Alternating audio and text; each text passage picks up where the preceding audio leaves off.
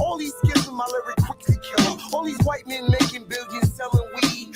Free my niggas trying to feed they seeds. Kiss me, Chinatown puffin' with choo-choo chicken. See, they keep my reader Philly, but can he do he that? With some like shrimp roll farm like ducklings. Where I stash my crops, cops don't have an inkling. They don't wanna sell singles, you gotta buy boxes. You still can get a Dutch if you come to my block. It light, it'll trigger your lungs like a feather. You bugging like a dog, man, put yourself together. Spoken with the man of the moon, he said, if you stay fly. Goddamn, I'm so high. Your weed got more seeds than God's children. All we do is smoke madism. All we do is smoke madism. Give 'em. All we do is smoke madism. All we do is smoke madism. Live 'em. All we do is smoke madism.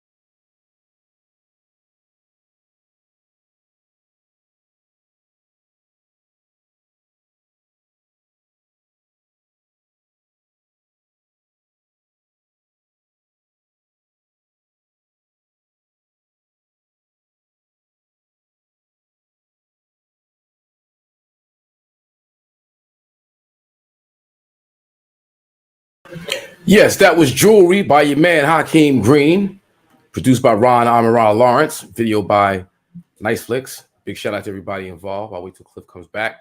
So yeah, my bad, gentlemen. I screwed up. I missed one button in the launch of the show, and that's why I wasn't live. But we're live and direct right now on Facebook and YouTube. We're streaming. We got some folks in the building. I see some guests. If you guys in the building, hit us up in the chat. Let us know you're there. Add some flavor to the show.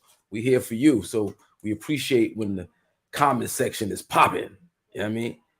But yeah, you know, IZM Sports, we had a tremendous show last week. Although 2 of you guys weren't able to make it, me and Uncle Spliffy kind of had to hold things down. Yeah. What's up, fellas? What's going on, Cliff? Yeah. What up, Left? I see you out there.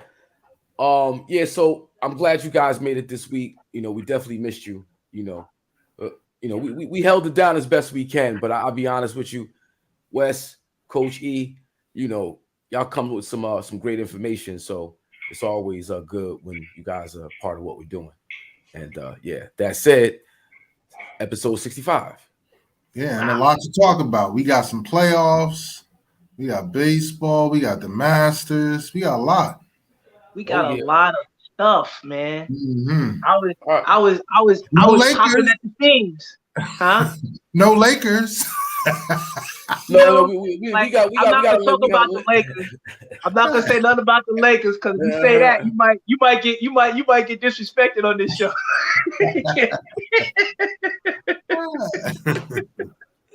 So I'm gonna leave the Lakers. I'm gonna leave that one alone.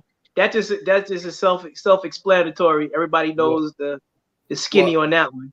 Well, you know, I thank you for putting together today's topic lineup. In the mix, I see Lakers coaching search. So we will be talking about the Lakers. And we can probably add a little Lakers, little splash every week because there's gonna be so many different ways this whole thing is gonna play out, yo. A lot of elements to this story. Mm. Yeah, well, we can. I mean, we got the schedule, but we don't have to stay on schedule. We talking about it. We can just talk about the Laker coaching search right now. No. I want to save that to when we get to the NBA. Let's start today's show with Tiger Woods at the Masters. Oh, okay, I love it. Yeah, all right. Yeah. Let's start off like that. Cliff, West, you guys are deep into golf. You know, you guys have been playing for years. We always talk about it on the show. Your love affair for golf and Tiger Woods being the legend that he is. Considered by many the GOAT. We've been watching his career the whole time. He's largely responsible for the influx of African American sportsmanship in golf. So you guys talk about watching the brother return to golf after the horrendous accident. Some time ago, and what that means going forward. Well, no one can imagine golf without Tiger until he was gone. And when he was gone, while there was an interest, there wasn't that Tiger effect, because that Tiger effect basically brings all eyes on whatever he's doing. And for him to come back at all is miraculous, because they were talking about, obviously the cat almost died, but they were talking about amputating his leg, which was, how severe it was. And then he had to build up the strength, and the whole element of walking a golf course should never be discounted because it's not easy. And that golf course in particular, because it's so hilly, and then when you're talking about the conditions he played in, because it started off raining and soft, that just made it, that much more difficult, that much more daunting. And then you're talking about the change in weather, it getting cold. I mean, for him to endure what he endured. Now, granted, he shot his highest 2 rounds ever his last 2 days, but it was just because, fatigue set in.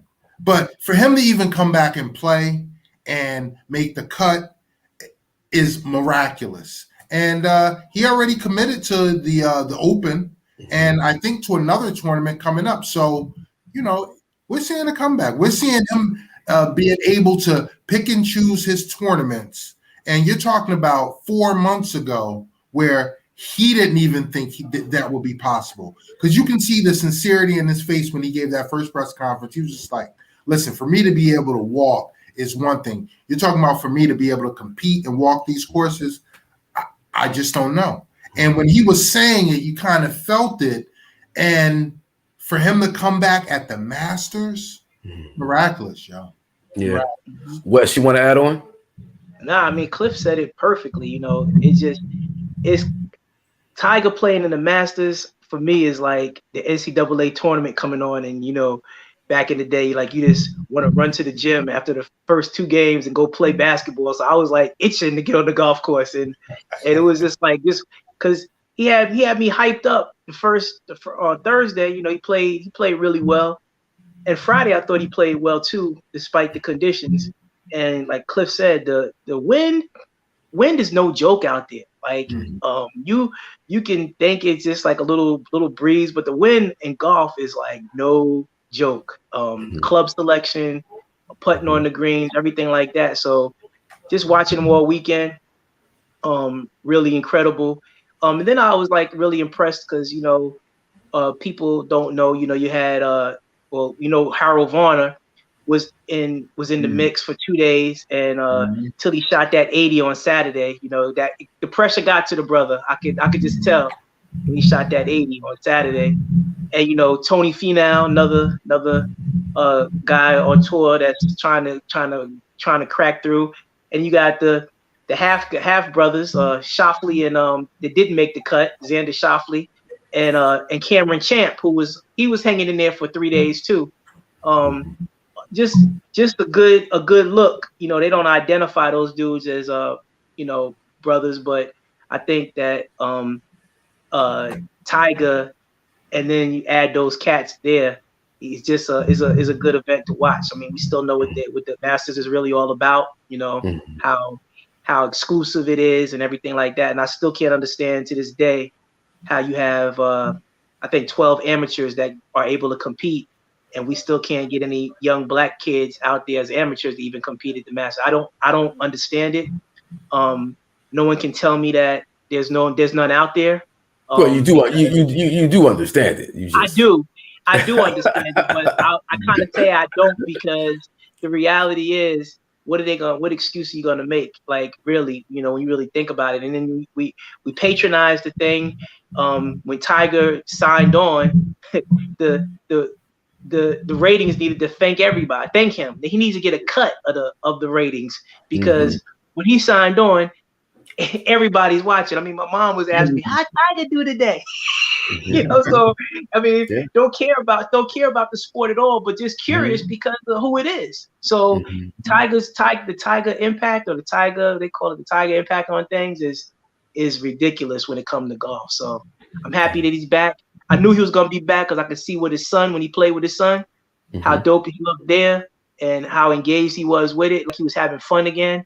And I said, ain't no way this dude ain't playing again. So, kudos to him. I'm just happy to see him back on the course. Yeah. E, you want to add anything? No, it was great. My dad is a sporadic golfer. He's more of a country club lover. He loves the setting, and with the Lakers. Sorry to bring that up. Being out of things, he was fully engulfed in the Masters, and just watching that, and that Tiger effect is just so huge. Viewership, everything. Nike is working on a new line for him because of his leg, and it's changed everything with the shoes he can wear and everything. So they're figuring out a way as well to market it, to get more people involved who have similar ailments. Like Cliffy said, walking the golf course is no joke. So I think that's going to bring more people into the game. So, I look forward to the new Tiger line that'll come out. It was amazing seeing him. That first day, he did his thing. He was in the mix. People were excited to see, what was to follow, and just for him to be able to compete. You could see it in his face. You could see it in his body language. You could see him going through pain and going through the struggle, and you felt it, like you were walking with him. And so everything you guys are saying about the conditions, the muddiness of the course, walking, in and of itself is crazy. I haven't now I've golfed before, but a few holes here and there. I putt here and there. You guys have walked the entire course, probably played 18. Like it's a daunting task, like Cliff said. It's crazy. Watching that, the level of respect I gained for Tiger just like increased. I can't even tell you, because to not give up, to stay focused, to know you're not having a good day, know you're not like you're not you, and to complete the task at hand, he completed. That's brilliant, man. I have a newfound respect for Tiger, and it's gonna be great to watch him go forward this year and on beyond. So yeah, that was dope. Yeah, and I gotta add too. The Tiger story was great, but real talk, the dude that won, Scotty Scheffler, his game is really, really, really impressive. Like I don't really like get involved. Like I look at a lot of guys, and there's always a new person that they always try to pump up and put out there, and it's really difficult to stay on top when it comes to golf. But as the world ranked #1, I really like his demeanor out there. I just like it. I just like the way he goes about his game. It's real. He's a grinder. It was a great showing. He answered every punch. And then I also, at the same time, I felt bad for my man Cameron Smith, because he got to that 150 par 3 and he hit a chunky ball. And when you hit that chunky ball, you go right in the water. And he was right there.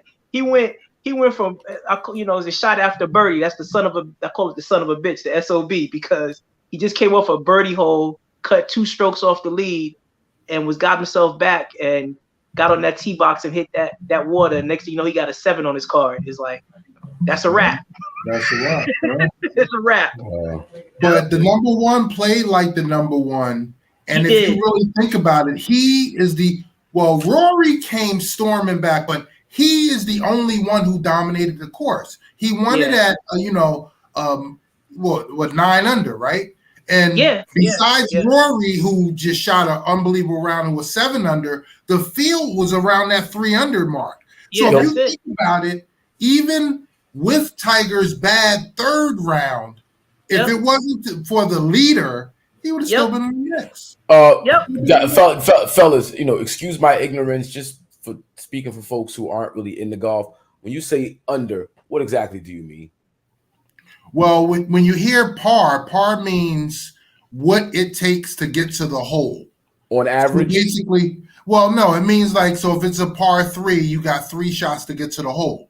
So when under means, if you're shooting under par, that means that if you're the larger numbers under par, meaning the better rounds you're shooting. So when you hear under par, that's all good. So most of the field was about 3 under par for the whole tournament, but the winner won at 9 under. So he kind of dominated. Now, and this was the 25-year anniversary of Tiger when he won it at 17 under. He dominated that weekend, but on that same course. Yeah, on the same course. On the same course. In relation to under, that's what it means. But the field was pretty even. But like Wes said, the world #1 played like the world #1. He dominated. And he came in hot too. And he was good to watch.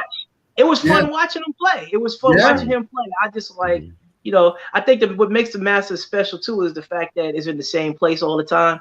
So you get to kind of, what the holes are, what's gonna happen, when it gets tough, which ones they gotta just get a par at, and the ones that they gotta go get that like Harold Varner, when he eagled the 15th hole, that's a par 5 where most guys can get there in 2, and he put up a second shot right next to the flag. Like he had a tap in eagle. When you say eagle, what do you mean? I'm sorry. Eagle is two under par. So a par 5, he got it in 3 shots. Gotcha. So that's 2 under par. Yeah. A birdie is 1 under par, and an albatross is 4 under par, and a hole in one obviously is getting it in 1 shot. Yeah. And bogey is 1 over par.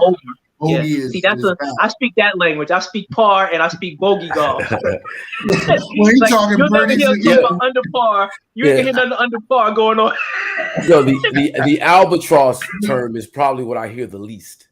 You don't see many albatross. That's a par 5 when you get it in a second shot. That's the only way you can get an albatross is a par 5 on the second shot. Yeah.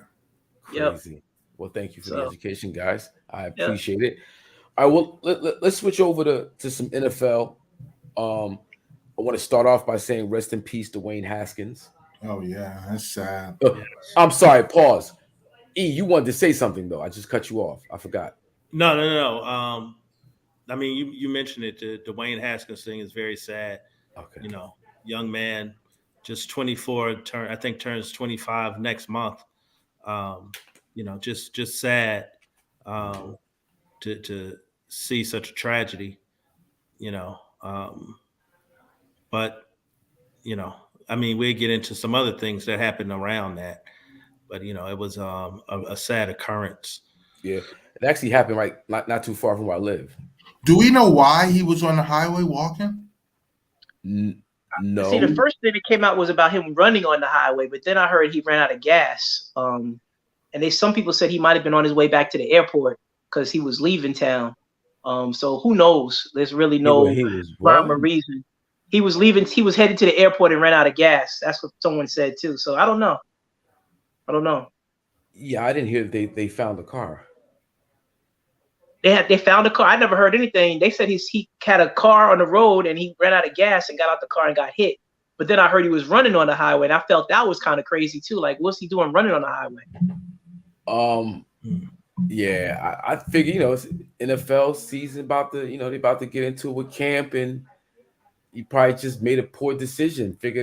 I thought maybe he was like running to the store or something. Like just cross over. Let me just cross over. And you run. Well, we don't know what to. We don't know what it really is, and I don't you don't want to speculate on nothing. But it's just no one is really witnesses haven't really given a definitive answer of what really happened out there. Yeah. Well, you know, the way that story broke. You know, I know you guys heard about the controversy with Adam Schefter, and how he tweeted something out that was, you know, he talked about, you know, Dwayne Haskins' struggles. And it was like, why are you talking about that when the brother just died? Why not just mention, you know, all positive things? Which is like, yeah, it was somebody just passed away. You don't have to go into his struggles somewhere else. And then there's there was a young lady, I guess, who had some interaction with him not too long before he passed, and she was just amazed at his expressing the weight of having to please everybody. And him wanting to kind of refocus and focus on self and get back on track. And that dialogue with him just impressed upon her his thoughtfulness and, you know, his awareness of character and trying to be, you know, mentally sane in this unstable, NFL competing, you know, playing quarterback, going from place to place, expectations.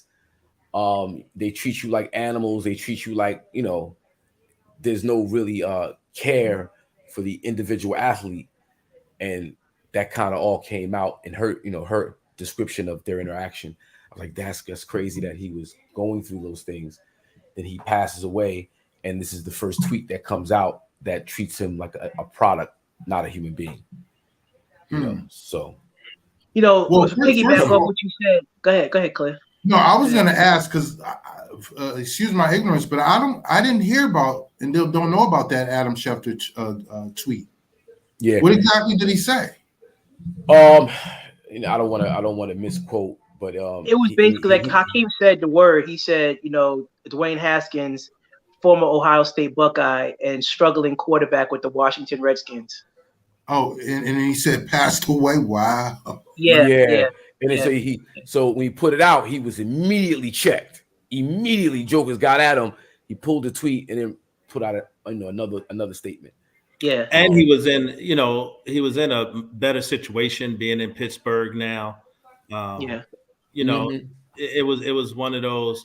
It was set up to be a comeback story. You know, right. Well, I was kind of trying to piggyback off of Hakim though, because he makes and what you saying about a comeback story, because I kind of like try to break it down when we kind of overlook a lot of different things, and you kind of take like what Hakim was saying about this guy with expectations and stuff like that. So, what would you think about you going to Ohio State, right?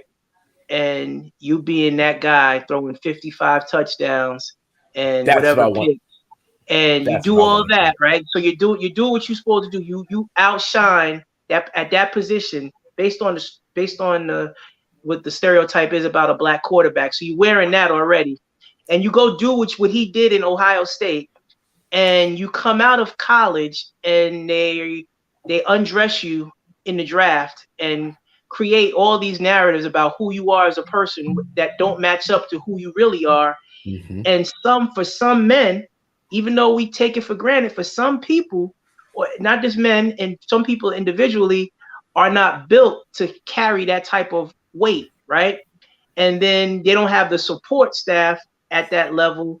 And now when I'm back in college, the guy that played behind me left that school and went to another school, and he shined the year after, and he did what I did in 1 year and went to the national championship, similar numbers, but we want to throw flowers at him and make him the #1 draft pick. Not that he doesn't deserve it. So let's get that clear. That deserved it, right? But when I did it, it wasn't good enough, and it was ridiculed as almost I didn't do it.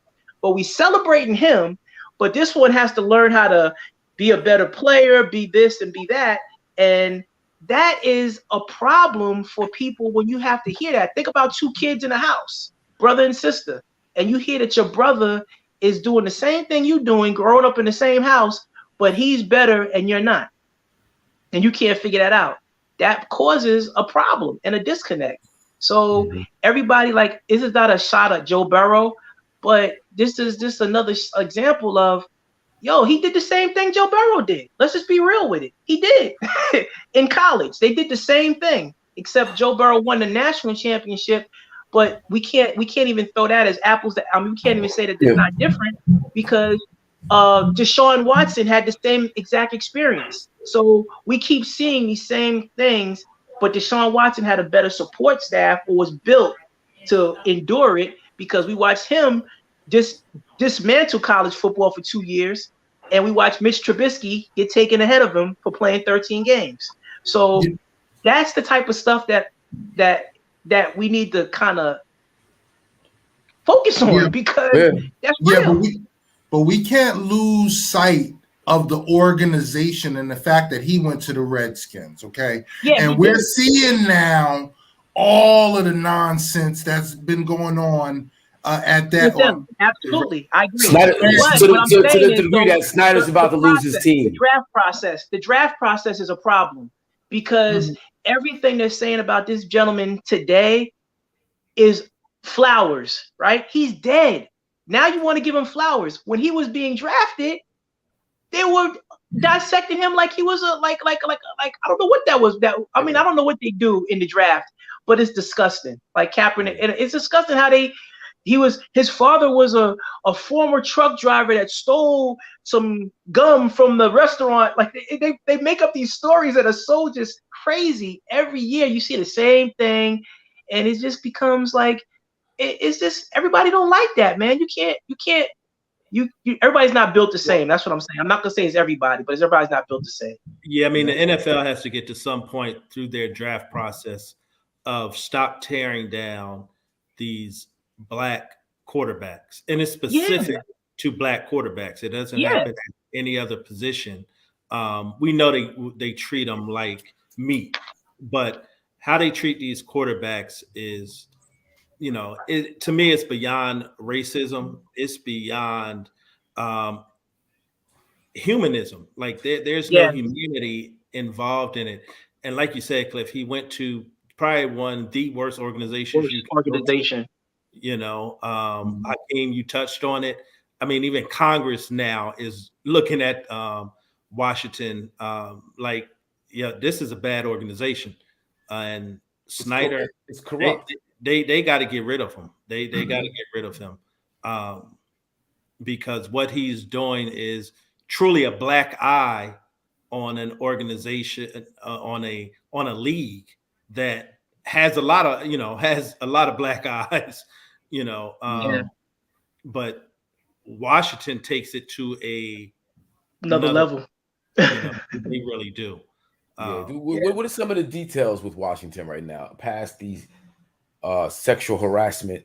Which is, I guess, the thing that broke the young ladies in the organization feeling, pressured and putting Well, just you have the sexual harassment, you have the racism, you have every ism that you can think of going Yeah, on. sexism. I think, to be honest with you, the sexism part of it, started what started all this. The Yeah. sexism part That's and what, yeah. the executive level. Yep. Yeah, Yep. and then that just everything else spilled over. And like Coach Yeah. just said, yo, every ism, yo, is being investigated as far as the Washington franchise.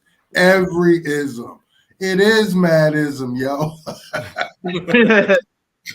Islam. And the coach there now is doing a good job to change the culture, but he's not upstairs. Ron Where Rivera, right? Ron Rivera is doing a good job in changing the culture, but the problems are upstairs and with ownership at the executive level, and he has nothing to do with that. And Well, I heard they can't fire him though because he doesn't own the team. His wife does. Oh, so he pulled the Jerry Bus. He Jerry Yeah, he pulled Buster. the Jerry Buss. He Yep. Jerry Buster. Yep. He Jerry Buster. Yeah. Yep. He got him with the Jerry Buss. Coach, isn't that show great? Oh man, it's wonderful, man, and Shining all types of lights, right? I was in Yeah. San Francisco Friday. I was in a meeting, and a colleague of mine from LA, he says to me, "Hey, have you watched the Lakers show on HBO?" And I'm like, "Yeah, I watched it." He was like, "It's good, but I just don't. I mean, I kind of get everything that they're doing, but I don't agree with anything that they're saying about Jerry West." I was like, "Why just Jerry West?" I was like, "They seem like they're shining a light on a lot of people, but why you just care about Jerry West?" He was like, "Well, I think they're overemphasizing things with him." I'm like, "Oh, really?" Jerry West wrote about most of that stuff in his own book. If you read his autobiography, he talks about his upbringing, the abuse, his father being very abusive, his Yep. depression for years, him feeling inadequate. That's all in his autobiography. So when people say, they're painting him in this light that it's not him, no, this is what he has said himself. Yeah. I don't think HBO is the type of network that goes out like that, though. I think they're very up. They're not out there trying to put out garbage, right? I think they've been around too long to do anything disparaging to people. And I just think the fact that a man bought a basketball team and his mother forgot to file paperwork and they held the bank hostage. It just you can't make this stuff up, man. One of the biggest lessons I'm getting so far from this whole winning time. One of the biggest lessons. Magic Johnson love to eat, boy. He hungry? Woo! Big boy. Magic, big boy. Yeah. I'm like, Magic is hungry. Really hungry, boy. Always Lord, hungry. Mercy. No. Yeah, he got after it. He got his meals in. A whole plate of food. He just ate. Like, he had the nerve to call his father and said, "I'm eating well," and then they think.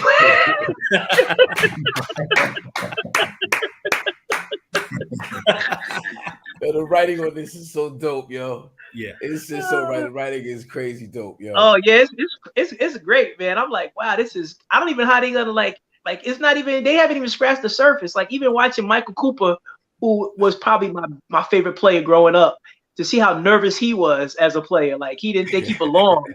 Like he just like shaky. He just always shook. Like it's crazy. Yeah, see Richard Pryor hop in the joint. Yeah. Richard Pryor's up in there now. He give you a Bill Cosby look. Yeah, you see what was actually going down during those years. Like you get it, but even the financial stuff, the business dealings and the contracts and how the mindset of people is. Oh my God, it's the whole $5.29 billion. Bro, 5.29. 5.29. Coming from real estate, knowing how people do deals in real estate and how you play around, with financial records in real estate, he just brought that to the league, that mentality. And man, it's it's a great show. And like you said, Wes, no network is going to bring something where they can get sued. Oh yeah. Plus, So- he's got to sign off on a lot of that stuff anyway. I'm sure they run it by. Well, there's word that Magic's upset with how Yeah, Magic is very upset with it. But it is based on a book that was out, and no one said anything about the book when it was well, out. based on the book, you start to get creative license and filling in gaps and making it palatable for TV. Because it's television, Right? It's not a documentary. Mm-hmm. It's a scripted show. So everything isn't truth and fact, but it's enough in there for you to get a picture of these were the times. Mm-hmm. And I think we all know, because we're all of age, that those things were going on at that time. Yeah. Then the basketball looks pretty realistic. I mean, not really, but at the same time, bro handling the ball like Magic. He's running down the court, throwing passes. I'm like, wow, okay. Like, I love the Kaepernick movie. Love the Kaepernick movie. Oh yeah. But the football looked crazy. Money did. Yeah, Money didn't look good playing quarterback. He didn't look good. They did a good job crazy. To the point where you like, damn, that is Magic and Kareem out there. Yeah. It was good casting. Mm-hmm. They've done a good job, and it's enjoyable. I want to see now what Magic comes back with, because he's doing his own limited series. Oh, word. So he's got to change that narrative. I don't think it puts him in a bad light at all. Man, I don't know, man. Nah, that's who we thought he was. Yeah, I'm not like. Yeah, but it's a whole. No, for us, yeah, because we were there. But all these kids, they don't really know. That's true. They don't know, nor do I think they care. I think they see this as but now they're about. Nah, it's different. Oh, word, this dude got down like that.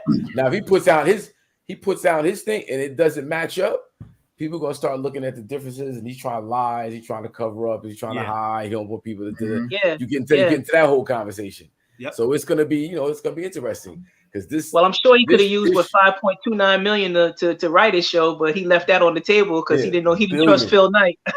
$1 billion. $5.29 billion. They had before Jordan's, it was going to be Magic's. He's got to be kicking himself. I'm sure he never wanted that to come out, because I never heard that story. Me neither. Yeah, no, I heard that story. He told that story one time before. That he had Nike offered him equity, and he was looking at cash up front, and he took the cash up front deal. Yep. Which was how much was it? $100,000. $100,000, and Nike was going to give him $100,000 as well. They were going to give him equity and the equity. They were going to give him both. Wow! But he didn't know who Phil Knight was. Because he snuck into that meeting to get to Magic. He wasn't even Phil Knight. He was just a dude that had a sneaker.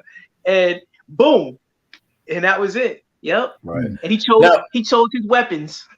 Now, watching that whole thing, and then the interaction with Homegirl's pops afterwards when they were talking about the deal, right? And the idea of short money, like real short money, because what was offered to Magic through Nike was understanding the true value that you're bringing to the table. Not only with the sneaker deal, but also with the actual NBA deal, because the NBA was on the brink of Magic and Larry saved the NBA. So, understanding the real value that Magic and all these other players, Kareem, where people are tuning in, watching the advertising that's being generated, there's so much money being generated across the board because we want to watch these players. Well, they had no idea what even the shoe game would bring, right? Ooh. So, but Magic and Larry added, they put the shoe game. I mean, before people were buying all these sneakers that they buy now, they were buying the weapons. People either had the green weapons or they had the yellow and white and purple weapons. Yeah. That's what they had. And remember, that was based off of Dr. J wore Converse, and he was at Duke. So, everybody wanted to rock Converse. They didn't want to rock something new. Kareem was wearing Adidas at the time. So Yep. it was really just Adidas and Converse. Nike was really new in the game. And so it made sense that you wouldn't go with Nike. But in today's, with the knowledge we have with equity and Yep. everything, hindsight, of course, is 2020. Yeah. But, nobody thought about equity back then. You got guys now, not really thinking about equity. Jordan didn't think about equity, back. So, it's par for the course, really. Everybody's mindset at the time was, take the cash. Get my money right now. Yeah. You didn't know. And it's still more money than you've ever thought about. Yes. Somebody come at $600,000 a night in 78, 79. That's like $1 million plus. Yeah. You know what I mean? So for sure. It's well done. Yeah. Let me see. MLB baseball. Season starting off nice, but did you guys hear that Kershaw got pulled after the 7th last night? Yeah. Pitching a perfect game? Yeah. Now I don't understand why they pulled him. Was it it couldn't have been pitch count because he had a perfect game. He was at 80 pitches, and to be honest, he actually had a 5-inning max. This is what I heard after the fact. And they stretched it out to 7, and then he was still perfect. But he's coming off injury. They wanted to slow him back, but still 80 pitches. Yeah, it's 80, but I get it though, because spring training was 6 weeks shorter than it normally is. And a starting pitcher, like you said, he's coming off an injury, and Kershaw is older dude, and he's not giving you complete games. He hasn't given a complete game in God knows how long. And the average pitcher right now is really only going 6 innings. So, I mean, I get it, and I mean, it's always great to see a perfect game, but I can't get mad either way on that one. Like, it's a long season. They're looking at the long term. It's a long season. We just started. Do any of y'all know how many perfect games there have been in the history of baseball? It's like 18, something like that, 17, 18. Not many. Yeah, not many. And I don't think it's 22. 22. So, 22? But that's rare, yo. And there has but you know what's common? Blowing out your arm. But Tommy John surgery. But Hakeem, with that being said, do we definitively know, because he didn't pitch, finish the game, that he's less likely to be injured next week or whatever? No, you err on the side of caution. That's all. Yeah. You err on the side of you don't put him in a position to get hurt. Now, if you get hurt, you get hurt. Things happen. Come on, Cliff. Where you at? It's 2021, baby. We low manage now. We low manage. Yeah, but I don't agree with that. I mean, look, it's first week of the season. I think. Did they win? Yeah, they won. Yeah, they won. It's all that matters. I mean, they were up 7-0. I mean, exactly. So why would you put your pitcher in you don't do that. Not now. It's later on the season. You know what I mean? Like, don't pull him because he's flowing. We need these games right now. The only reason why I'm kind of okay with it is because he was okay with it. But if he wasn't, if he was bitching and moaning coming off that mound, I would be just as infuriated, dude. Just as because this analytics stuff, it ruins the game, man. Yeah. I don't disagree particularly with baseball. Like basketball, it changed the game, but with baseball, I mean, the things they're doing and all that. I mean, err on the side of caution. I get it. But perfect game, 80 pitches. 80 pitches. I think in that situation, you got to listen to the player. Mm-hmm. Listen to the player. If he's old enough, he's been around long enough to know his body, right? Mm-hmm. Yeah, I get that. That's I tough. get that. They could blow out his arm, your job be right on the line. hey, Hawk, all that doesn't matter. He get paid anyway. Yeah, they're guaranteed. Yeah. Wow. Yeah, so that's all But we got for baseball, baseball. you got my man Vladimir Guerrero Oh just Lord, have mercy. owning the Yankees yesterday. Oh I my mean, they God, can't get the man out. I was just like, he bro. just nasty. It's Did so you see the easy. one home run that he hit off his fist? Yeah. I mean, that's not easy to do.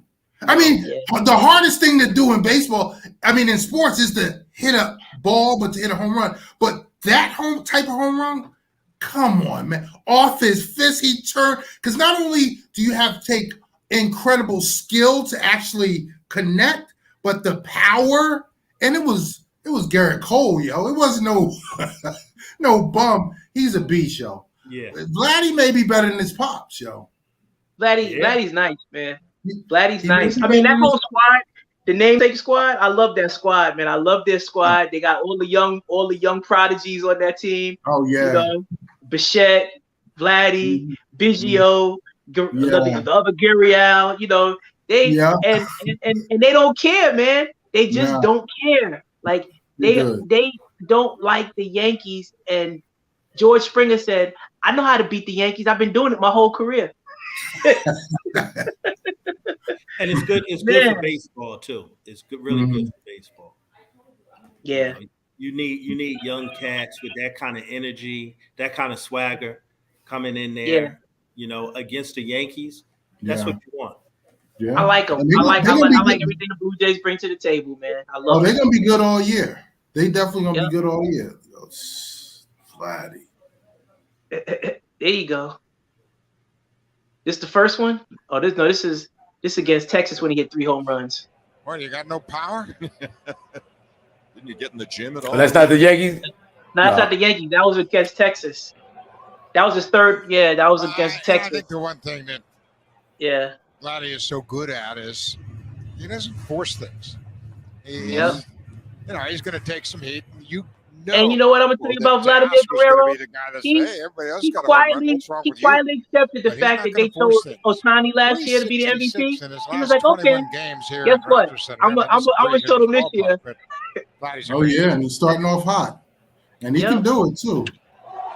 Well, Buck, I think he's going to put the jacket on.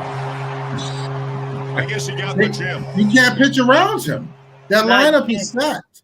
The lineup is stacked. The lineup is stacked. They're all good. They got pitching. Yeah, the Blue Jays. They're gonna be a problem. They will be. I mean, the Yankees and the Red Sox.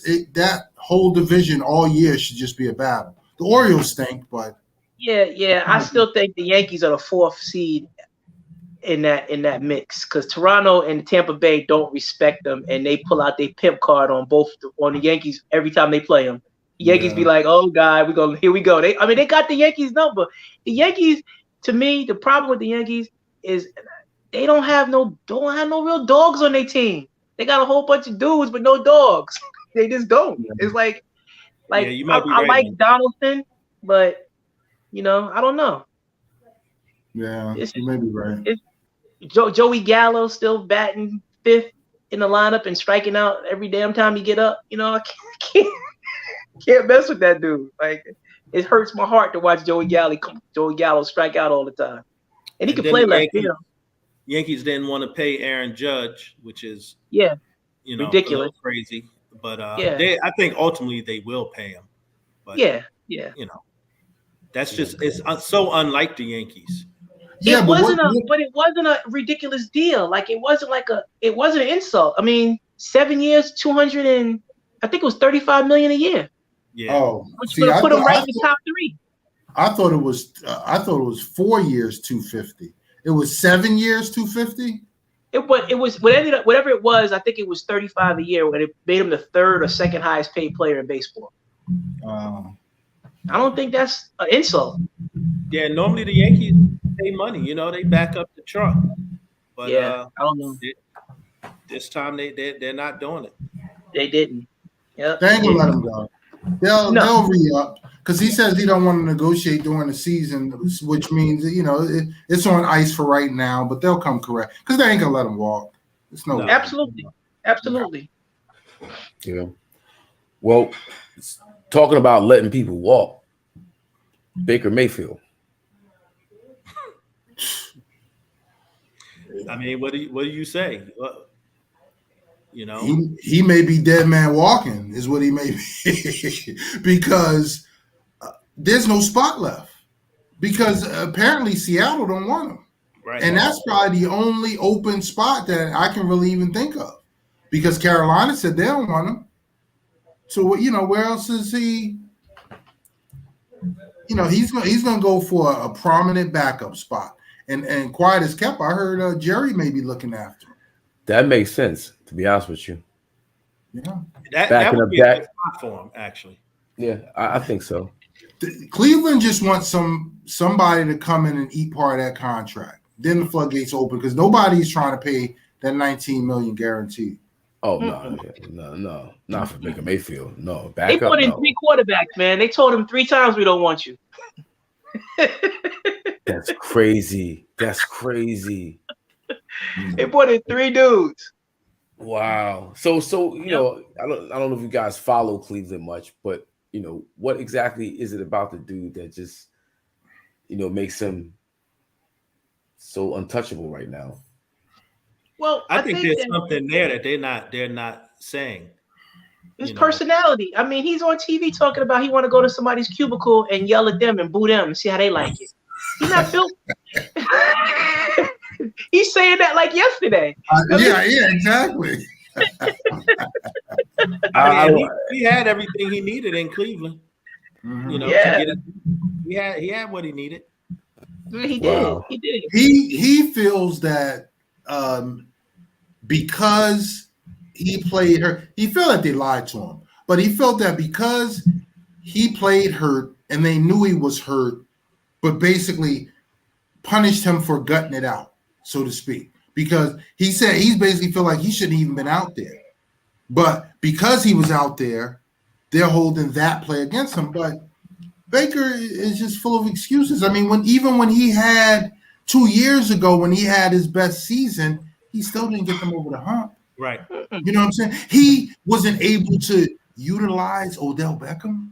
Yep. I mean, come on now. I mean, just all that whole situation just tells you he's not the guy. No. Mm-hmm. No, and when you go out there and play hurt, that's on you. They gotta use your time on the field, those stats. Mm-hmm. You went out there and played, so you can't put an asterisk by it. He went out there. That's on him. Well, man, what you guys think about Pittsburgh for a spot for him? No, that's not gonna happen. No, they got 3. They have 2. They had 3 quarterbacks. They have Trubisky. They had Mason Rudolph, and they had Haskins.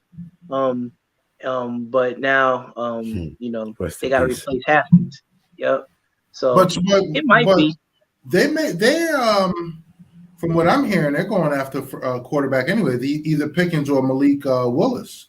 Yeah. They're I think they're trying to get up to, because all these quarterbacks, and you'll notice that getting closer to draft day, the stock just keep rising, because they weren't talking about none of these quarterbacks in the first round a couple of weeks ago. Now all of a sudden they're rising. But I think they're going to take the Pickett's kid because he's from Pittsburgh. Yeah. It just makes sense. I mean, I wouldn't take a veteran. I'd draft somebody if I'm Pittsburgh. Mm-hmm. Yeah, take a veteran. Do you guys watch Bomani Jones on HBO? No, I should. Big shout out to Bomani Jones. I haven't. I should say. I just watched the take today. He did the NFL nepotism coaching tree, and literally he broke it down, and he said that whether we know it or not, and we don't get the information. He said that a lot of these dudes are related through married, their kids, and all that, and you just don't know it. But they drew lines like to how everybody's connected, and it was just connecting all of these dudes together, and it was just bananas to see it. And then they asked Phil Simms' son, Chris Simms, that he believed, like they were saying, talking about nepotism and everything in the league, and he said, "Oh, you know what? I don't believe in that, because you have to understand that's because they grow up in the game and they understand the game better than anybody else. So why wouldn't why they make a great choice over anyone else? So I don't like of course, because he's part of nepotism. He didn't go to broadcasting school and he's broadcasting. You know what I'm saying? So his father's in the network, and he got him a job in the network. I mean, look at Golick. Look at Mike Golick. I mean, Golick did the same thing for his kid. But Bomani Jones just made it funny, and I would recommend you guys just checking my man out because he goes in pretty hard, but it's pretty comical how he does it. And we need to watch the show because one, it's a black man show. Yeah. Yeah. It's good. It's good entertainment. So that's a great. You know? As you talked about the Bomani show, I'm thinking hip hop, right? How hip hop culture, hip hop, what it is in terms of a business, right? How we perceive it, how we think it should go. When we say we know what we're talking about. How we think it should go, how it should sound, how it should feel, how it should be represented, right? People go, oh, music has no color. Music is for everybody. You can't say so-and-so. But when you look at the NFL, it's almost as if football has a color in terms of who controls it. And they'll make excuses to say why you can't share an equality. But when we create something, it's like we have to share equality. It's just, they guilt trip you into, well, that's reverse racism. You can't say that. But the NFL is, how many billions of dollars being made off the back of black men, and they're telling us, well, you can't have say so. You wouldn't understand. We were born into this. How would you know? It's not even. From a coaching standpoint, like Wes said, it's even in the broadcasting. It's all everything. They said the agents, the coaches, the media, all of those guys are all connected to keep the money within their circle. That's the goal and the objective. That's why when you get guys like, you can't be mad at it because that's what you're supposed to. But the crazy part about it, like you get a guy like Rich Paul that comes in and messes up the apple cart, they want to disparage them. They want to call those guys thugs. We don't want posses coming into the fold. And so again, like even a guy like Daniel Snyder, the reason like we watching Jerry Buss leverage other people's money, but yet when a black man wants to buy a team, it's not possible. Yeah. So we watching what they doing, and we can't even get on the same page. It's not possible. We don't have enough money to do that. No, it's not. We don't have enough. It's going to be interesting to see what happens with ownership with the Denver situation. How they play that. But look, they're doing what you're supposed to do. You're supposed to keep it in your circle. Yeah, and it is an old boys network in club. You're supposed to keep it in your circle, but we created the circle. We are the circle. We are the circle. But that's the, but we're so quick to give ours away, right? And that's the crux. Like, we're gonna share equality or not. It's hip hop music, hip hop culture, hip hop fashion. Hip hop, whatever, is a distinctly African American cultural aesthetic. It just is. Yes, when I say African, I mean people of color. People of color, yeah. Let's say people of color. What's going on though? The XFL right now is a viable option. Dwayne Rock Johnson owns the XFL. So there is an option there for us now to take part.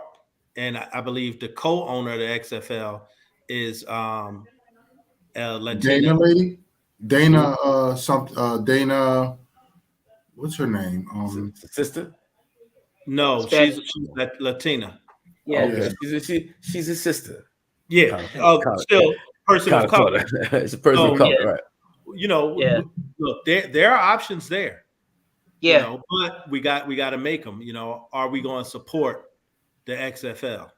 And what the NFL did is they made sure they got this USFL thing coming back.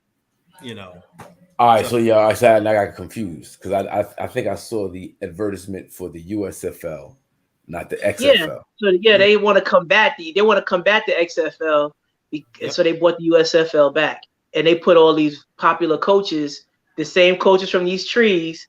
They put them in charge of all these USFL teams because those are they become the brand that people want to go watch Jeff Fisher coach again. You know, it's about 4 coaches from the NFL that are coaching in USFL now. Yep. So that's how they did it again, and it's an NFL product. So yeah, I mean, it sounds fugazi to me. I ain't gonna lie. I mean, of course it is. I want to watch. I want to watch the NFL. That's what I want to see. That's the product I want to see. Now, how do you compete with yourself? Because they're using it as kind of a minor league, so to speak. Yeah, spring football. They can make more money in the spring. Okay. And they have player development set up between joint development between the 2 leagues as well. So yeah, they are. And they play it on Friday night. You know, Friday and Saturday night. Certain rules that NFL isn't ready to try yet. They're going to try in the USFL. You know, so they're not competing with themselves. They're extending their brand. And they're watering down the XFL fan base because when they go up, they figure they can beat that fan base because they don't want anything to go up against the NFL. So if the XFL gets popular, they rather put something else. The same thing they did with the coaching. Let's add women to the fray, so we could just mess up the pool. That's what we're gonna do. We're just gonna muddy the waters. That's all. That's pretty much how they get down. That's it. Yep. Crazy. So, but I love the fact that we had to wait 2 years to find out that Mike Mularkey had that podcast recording 2 years ago, and it just came out now when the 2 black coaches came out, and then they played somebody got a hold of the Mike Mularkey podcast where he said that he got a job before he even interviewed for it, and then they had those 2 guys. Well, Ray Horton was one of the people on the Tennessee Titans list back in 2016, and he said Mike Mularkey said it was a sham of an interview because he already had the job. And he said he felt bad about it ever since. And he sorry that he never said anything, just came forward. But they played it as if he just came forward like this year. That video or that podcast was on in 2020. Oh, wow. So, you know, that's the whole thing. So these 2 coaches, Ray Horton had been a defensive coordinator for a few years. He was an old Cowboy cornerback back in the day. And then you know, Steve Wilkes, he was the quarterback the coach before they hired this guy from college that never did anything in college. I can't think of his name, the coach for the Cardinals now. Kingsbury. Yeah, Kingsbury. Kingsbury. 500 Kingsbury, right? Cliff, yeah. Yeah, so they hired him and they told Steve Wilkes, apparently Wilkes, Horton, and your man Flores got a whole lot of more. They uncovered all this stuff. They got a lot more to come. So if the NFL keeps saying how it's not merit, is no warrant to this accusations, they keep coming with it. They're gonna keep dropping flowers. That's what I hear. As it gonna roll, and Stephen Ross may lose that team. I mean, if that's substantiated at all, I mean, it's a wrap. And I think it's set up for Snyder to lose Washington, Ross to lose Miami. I think it's set up that way, and you'll see Brady become the owner of Miami. You know, Denver, I think, will end up with a black owner, and I think Washington will end up with a black owner. That makes sense. Yeah, it does. Because this is the only way the NFL can get around all of this. Yeah, I wouldn't be shocked if they're complicit in some ways at the top and making sure this stuff is happening. Because if it was no merit there, they would have shut it down, and they could have shut it down. Yeah, and I wonder how many other organizations throughout the league are just as filthy. So somebody got to fall on the sword. A lot of them. Yeah, a lot of them. Yeah, somebody got to fall on the sword. Somebody got to take this L. Yep. I think you're right, Coach. I think they know they know the dirty laundry, and they don't mind it coming out because this is a way they can look like they're getting their hands around things, and hire someone that looks the part now, and they can say, hey, we're all for this. But I think the fact that interview came out in 2020 and we're just getting a wind of it now, and NFL knew about it as well. It just shows you the type of business people that they are with that, because we knew this already. We're not like shocked by it, but I'm happy that a guy that looked like him said it.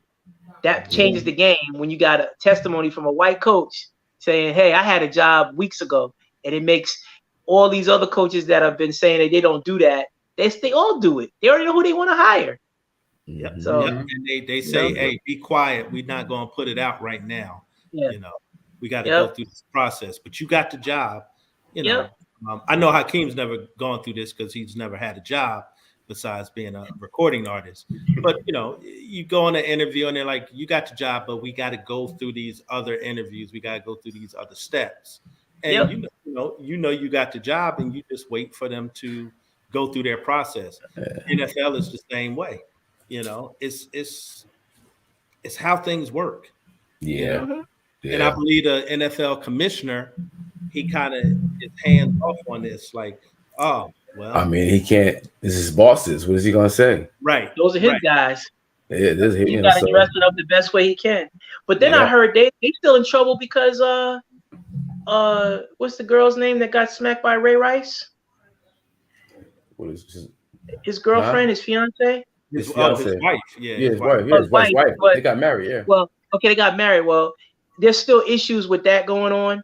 I think they've had sensitivity training around women, and they failed to kind of be empathetic to they make the women kind of try to make them share, where they're like attacking in these sessions.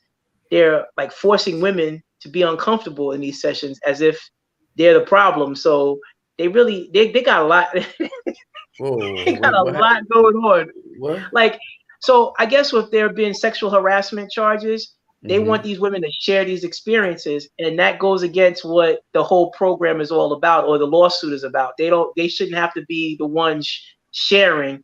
They should be being treated as a victim should be, and have some sensitivity and privacy. That's the whole thing. Like some type of therapy. It's supposed to be anonymous. You can't do victim shaming. It's like the whistleblower thing. You can't. They're shaming the victims. Yeah, that's what they're doing. Yeah.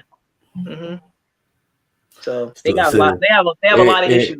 It's the wolves guarding the hen house, bro. Yeah. It's the wolves guarding here, and we got this. Don't worry about it. We good. I got you. Yeah. All right, guys. You good. With a wink, keep it moving. Yeah. All right. Okay, so you have Lamar Jackson down here. What's going on with Lamar? He's still Lamar's trying to get $250 million, all of it. Like Deshaun got $230, all of it. Lamar's trying to get that money too. Lamar's trying to get the Deshaun the guaranteed contract, and the record still stands, right? People can keep saying it. They don't think it happens, and I'm making it up, or it's not true. Lamar Jackson is being asked to play out his entire contract, like every other black quarterback has historically done. They play out their whole contract. Where next year, I put it on. Well, we can say it right here. In their third year, going into their fourth year, it'll be Joe Burrow and Justin Herbert. They will get their deals next year. That's what always happens. That's what will happen. And everybody's like, well, they deserve to get their deals next year. No, that's how that works.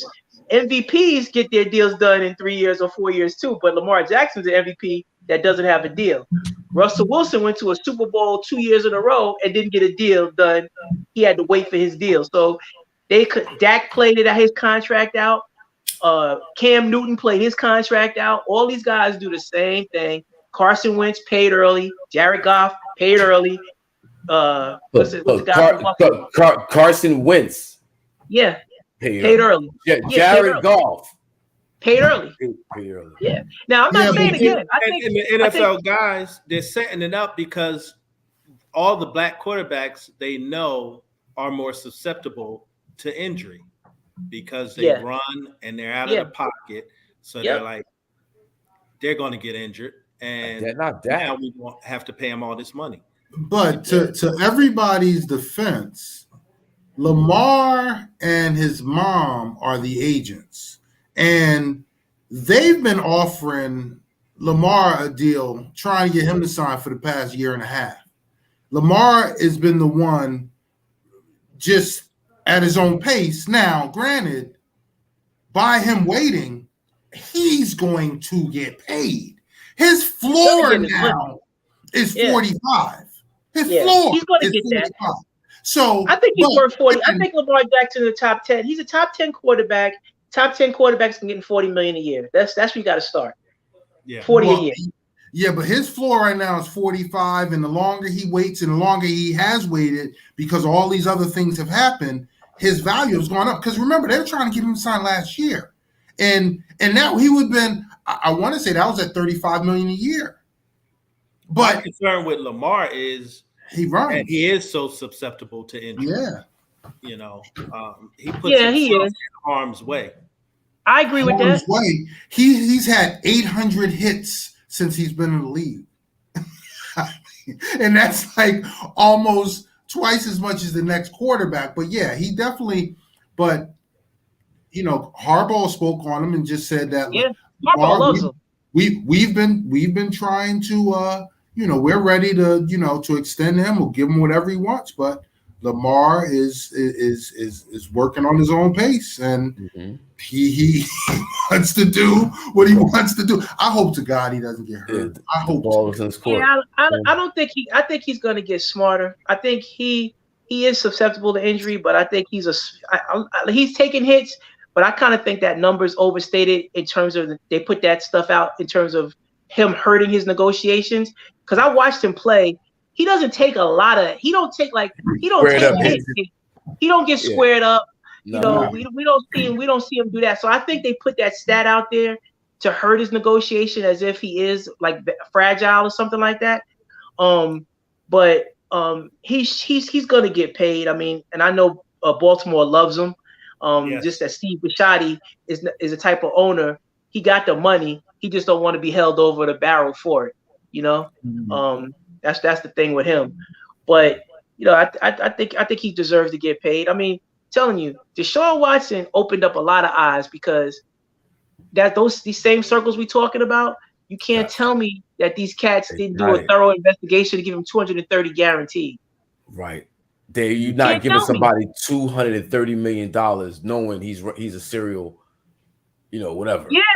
Yeah. You're not doing that. Sorry. Yeah. And that's where I'm quite sure Lamar's that's his floor right there, 230. Yeah. And Lamar I want all of it. Not one blemish, one scratch. There's nothing on Lamar. Yep. There's no speeding tickets. There's no nothing. He got more things against people disrespecting him on tape than him doing anything wrong. People have done wrong to him in this process, but not him. I tell you what he does wrong. He does the worst interview I've ever seen of any quarterback, any player, period. He's just terrible in interviews. He's a hood cat. That's all. Just, you know. Listen, he don't clean it up for the NFL. Like you can be you. Him. Like we know you're not gonna be on. You're gonna be on a 40-ounce bottle of a Coke 45. They ain't gonna put you on no Sprite can. I'm just saying. I get it. I'm not mad at you for that. You know who Lamar Jackson is? Who's that? He's the NFL Kyrie Irving. Nah, because he don't. Kyrie is not as well spoken. Yeah, Kyrie is well spoken. Kyrie is a little different. Yeah, Kyrie is well spoken. Yeah, but they both don't care really. No, they don't care. Like and though he's rough around the edges. No, he's not rough around the edges. He's rough. He's rough. But he's not. There's no edges. But he doesn't come off. He's rough, no edges. No edges. Yeah, no edges. But he doesn't come off disrespectful to me. No. Like you don't like it. You don't like it. Not at all. This is how I'm doing it. That's what we do over here. I don't know what you do over here. Yeah. Come on down and play with us. Interviews right after the game, like his on the field interviews, they're classic. They're just classic because he says whatever comes to mind. He'll cut the interview off, you know, like, all right, I'm done, I'm out. You know, we fixing to go down. We fixing to go down here and get us it's just chicken dinner. Yeah, like, how's your boy? There's been no media training. Yeah. We finna go down to Fells Point, yo. Meet me at the spot. It'd be like he give it like he like waving at people. Yo, I'm gonna catch you. Yeah, I get you. Yeah, like that. But it's refreshing though, to be honest with you. That's what I think. No, it is. Yeah. And he's beloved. They love him. They're gonna back up the Brinks truck for him. You know, they're not gonna. But he's not gonna get shafted. I'm thinking he's gonna get his money. It just kind of like always kind of plays out the same way for me. And I don't disagree. Like I know Moms is attached to it, but they criticize that. And for me, I don't criticize his mother being involved because you don't got to pay an agent your money. Exactly. And it all stays in the family. Network too, Wes. Huh? None of that network is involved in these contract negotiations. Right. Yeah. Kyrie is going to have the same problem too this summer. Yep, because his mom is repping him, right? His stepmom is now his agent. Yeah. So it's that we don't want you controlling your money. You know? Yeah, we got to get paid off you somehow. Someone in here is going to get paid off of you. Right. Sorry. And that goes back to both those gentlemen, Lamar Jackson and Kyrie Irving. Controlling the narrative, controlling the purse strings, controlling my, like not being in that circle, but you're not going to exploit us. You're not going to take advantage of us. Now, you got to respect that. You don't always have to agree with their decision making, but the fact that they stand on the square and keep it in house, you got to love and respect that, man. Got to. And Lamar is in the perfect place. Baltimore, like one of my boys lives in Baltimore. They love him. Like he is Baltimore. Like the hood loves him. He's Lamar Jackson is like if he had been in the wire and just could play football. Oh yeah. He's definitely Baltimore. I lived in Baltimore twice. I bought my first house in Baltimore. I know Baltimore. He's definitely Baltimore. Actually, one of my really good friends who lives down here in Charlotte with me is a Ravens fan. But yeah, he's beloved there, yo. Yeah, he's beloved. But he's a good dude. He does a lot for the community. Mm-hmm. He's been great. I mean, listen, they built that whole team around him. They certainly gonna pay him. Yeah. They're certainly gonna pay him. Avon Barksdale would have definitely, Avon and Stringer would have definitely took care of him. Since Cliff West Side. He'd have been a West Side cat. Yeah, Barksdale would definitely be rolling with Lamar. Since Cliff brought up paying somebody, who's the Lakers going to end up paying to coach these jokers? I got my coach. I know who I want. Well, I applied the other day, so I'm putting myself in the mix. But I'm hoping it's Mark Jackson. That's what I got. I got Mark Jackson all day. Mark Jackson will be the one coach that will make them all accountable individually. Yeah, but they're talking right now. Quinn Snyder and actually Doc Rivers. Doc Rivers being the front runners. Oh no! But I saw Jason Kidd name pop up. Well, he was actually supposed to be the heir apparent. Yeah, he was. They brought him in as assistant when Vogel screwed up. Mm-hmm. They were going to put Kidd in a situation, but Snyder has already said no because of the way they treated Vogel. So he don't want any part of it. The name I heard today was Nick Nurse from Toronto. That got squashed. They got squashed. They can't afford Nick Nurse. Because I think they would have to. Well, they don't have no draft picks to give up. So no, it's a sketchy situation.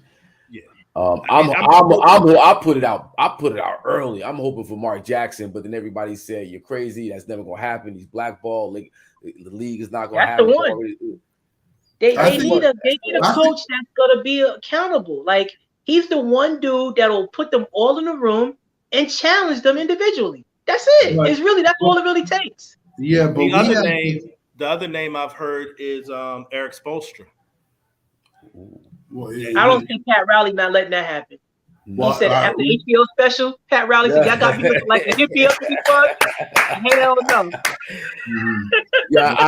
I can see Spoelstra wanting to leave Miami at this point. He's been there a long time. Well, they're talking about Jimmy Buckets probably leaving, but let's go back quickly to Mark Jackson because he may be Kaepernick, yo.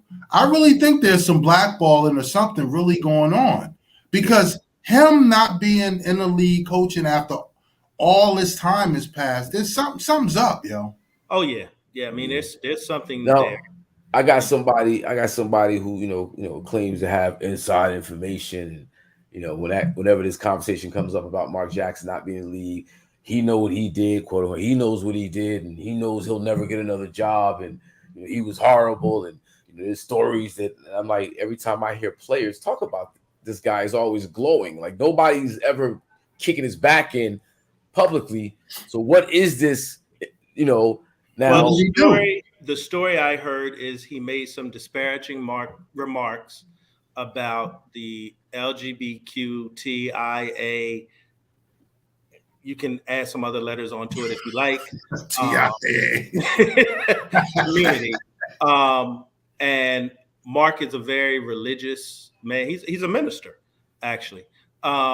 He made some remarks while he was there at Golden State, which is the wrong place to make those remarks. Oh yeah. And that has really hurt him. Yeah.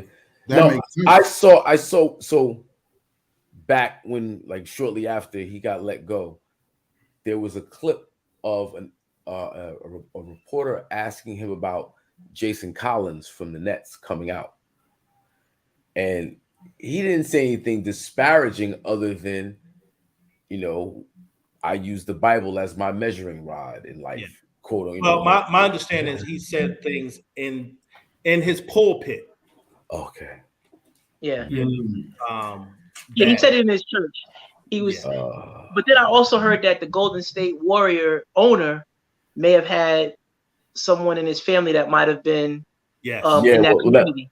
And it was like he was preaching in his church, and the owner got wind of whatever it was, and having someone connected in his family that would be in that community took a disliking to it, and that's when he had to go.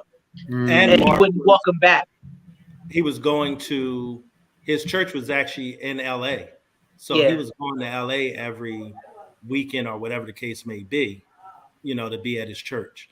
You know, so that was part of it as well. They didn't think his commitment was all the way there with the Golden State Warriors, but it was really based off of these remarks that he made. Oh wow, okay. Well, at least that makes sense.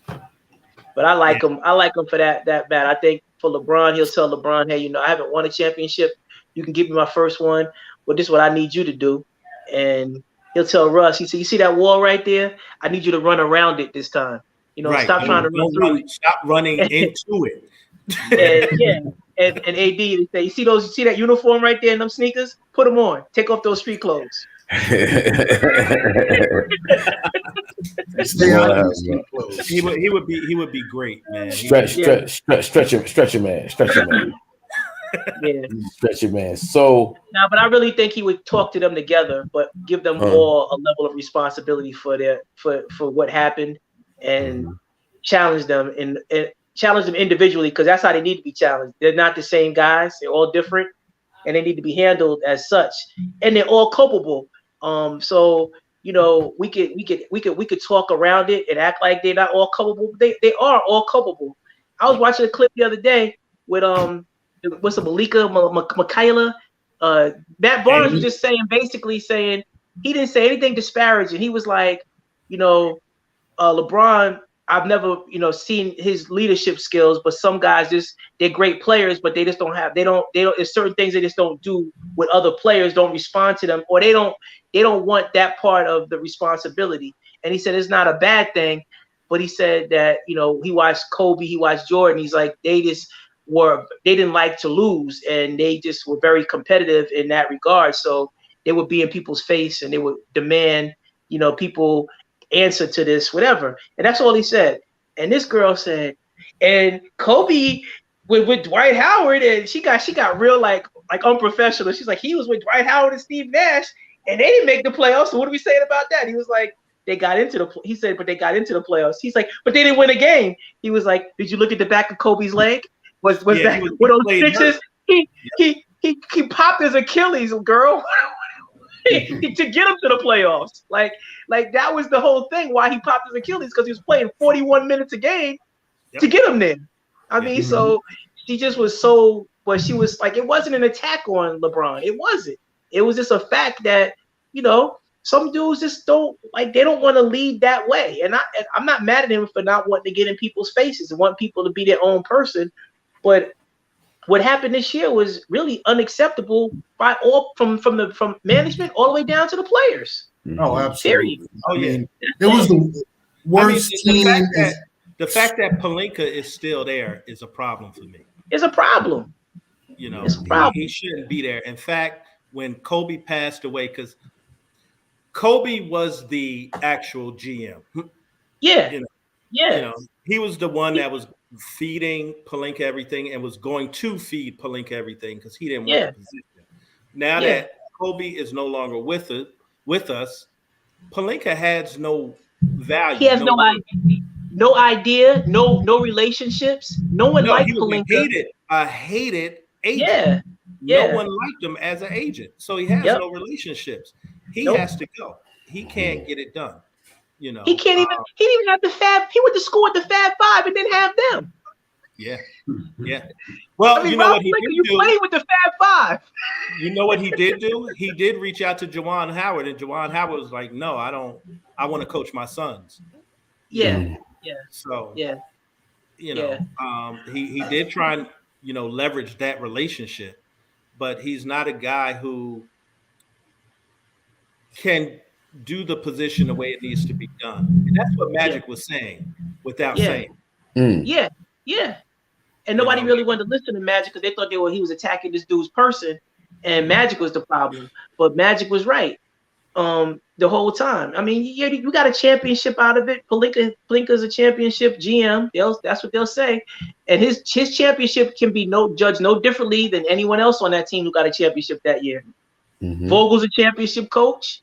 AD got himself a championship. They all got their chips. So, excuse me, I'm sorry. They got their bubble chips. That's what I like to call it. Listen, Vogel happy to be out of there. Yeah. Vogel he is. Vogel like, I'm out, man. Yeah, I think Vogel would have been happy if they would have fired him mid-season. Early. Oh yeah. He definitely would have been. And I just I think was that they waiting for the playoffs. They thought they were a playoff team, and they were old, and they were going to play in the playoffs. And I do agree with the fact that if they would have made the playoffs, they could have done something different, because game slows down. Possession is a possession game. It's not up and down anymore. But they didn't have any continuity in building up to the playoffs. They had injuries. They just weren't a unit the whole time. They were disconnected. Yeah. And can I just interject one? I disagree that if they could have got to the quote unquote playoffs, they wouldn't have done nothing, because you're still dealing with Austin Reeves, Stanley Johnson, Dwight Howard.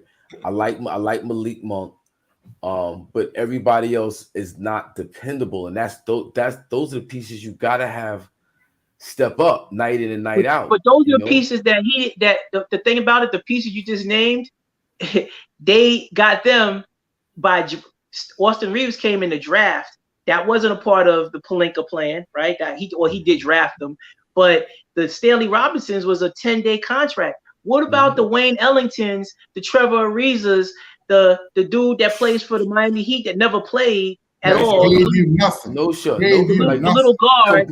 Completely no shows. No show. I want to know something, and can someone answer this? How did Kendrick Nunn, who hasn't played at all this year, Kendrick Nunn, that's what I meant to say. How did he ever pass his physical in the first place? Yeah. Like, what was that about? He never played a game.